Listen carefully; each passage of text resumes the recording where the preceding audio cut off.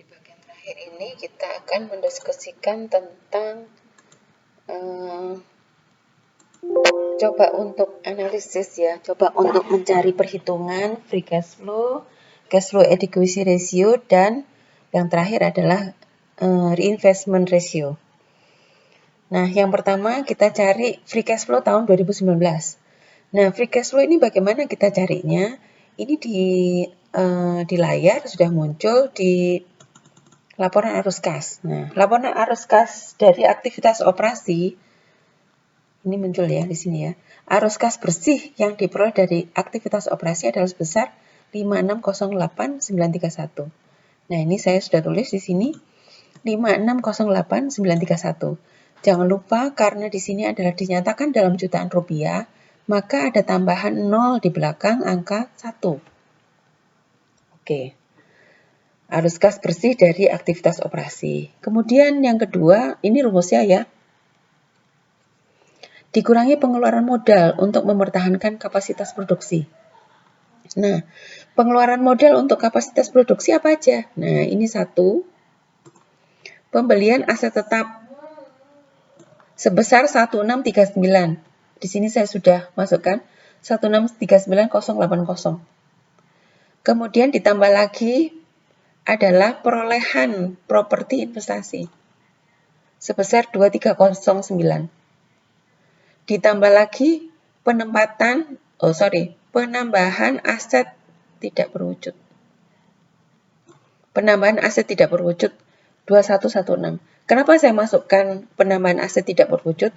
Jadi ini semacam intangible asset ini kan bisa jadi lisensi atau hak izin atau hak operasi, itu yang memang diperpanjang secara berkala. Ada yang 10 tahun sekali, 5 tahun sekali. Dan itu semua memang ada dana yang dikeluarkan ya. Sehingga itu masuk di dalam aset penambahan aset tak berwujud. Jadi saya masukkan ke dalam pengeluaran modal untuk mempertahankan kapasitas produksi ya. Saya masukkan ke sini. Oke. Berikutnya adalah dikurangi lagi pembayaran dividen saham biasa dan saham preferen. Nah, kita lihat kalau pembayaran dividen berarti kita buka di aktivitas pendanaan. Nah, aktivitas pendanaan ini apa sih? Di sini ada 3 hal tadi yang saya bilang. Nah, termasuk di sini adalah pembayaran dividen. Pembayaran dividen kepada pemilik entitas induk sebesar 1231646. Di sini saya sudah munculkan. Ya, sini saya sudah munculkan. 121646 ditambah kepentingan. Jadi pembayaran dividen untuk kepentingan non pengendali sebesar 13302. Di sini 13302. Nah, kemudian pertanyaannya adalah begini. Siapakah sih sebetulnya pemilik entitas induk ini? Pemilik entitas induk itu adalah pemerintah. Jangan lupa bahwa PT Semen Indonesia ini adalah BUMN, perusahaan BUMN. Perusahaan BUMN pemiliknya siapa? Negara. Ya, pemerintah. Setornya kemana? Setornya ke negara. Kemudian siapa sebetulnya kepentingan non pengendali? Nah, saya hubungkan lagi ya dengan materi yang sebelumnya.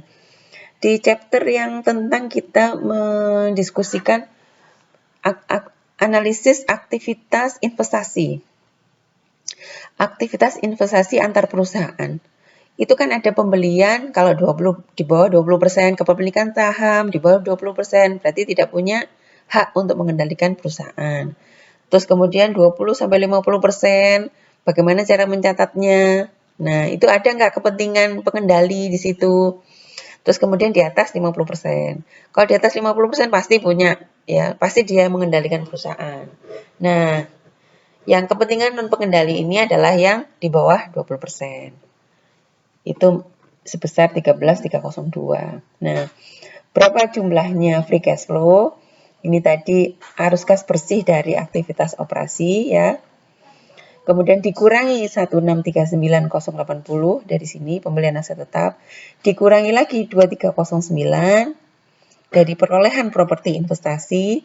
Dikurangi lagi 2116 dari pembelian atau penambahan aset tidak berwujud, dikurangi lagi pembayaran dividen. Nah, pembayaran dividen adalah 1231646 dan 13302. Sehingga free cash flow tahun 2019 untuk PT Semen Indonesia adalah sebesar ini. Sebesar 2 triliun sebesar 2.720.477. Ya. 2.720.477 juta. Nah, itu. Itu adalah free cash flow.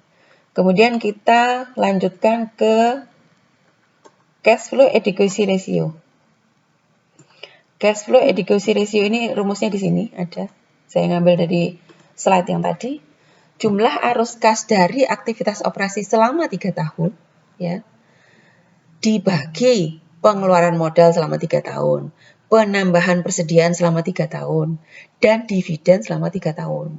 Tapi saya setahun aja. Kalau Anda 3 tahun, nggak apa-apa waktunya akeh.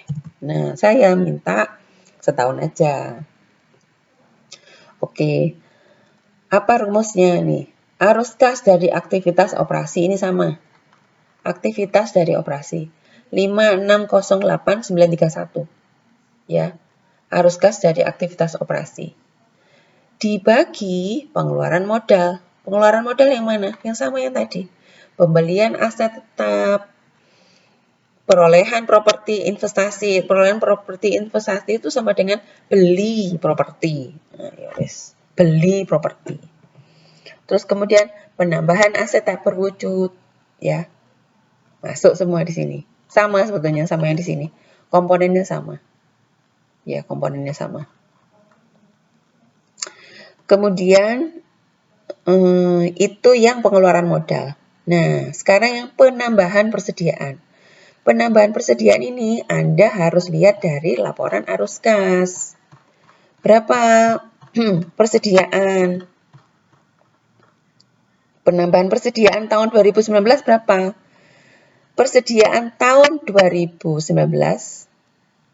dikurangi persediaan tahun 2018. Ya, itu sama dengan penambahan persediaan. Jadi di sini ada. Penambahan persediaan tahun 2019 adalah persediaan tahun 2019 dikurangi persediaan 2018. Persediaan tahun 2019 adalah 4641648. Tahun 2018 adalah ini 3544142. Berapa penambahannya? Sekian.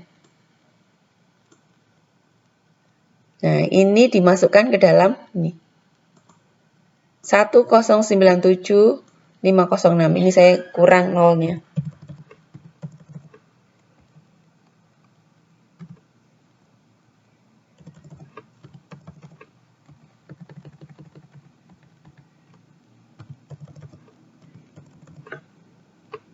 Jadi, persediaan 2019 dikurangi 2018 adalah sekian.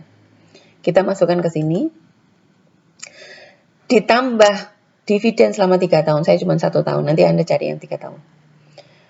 Sebesar 13.1231. Ya, ini. Kita cari lagi di laporan arus kas. Pembayaran dividen. 1231 ditambah 13302.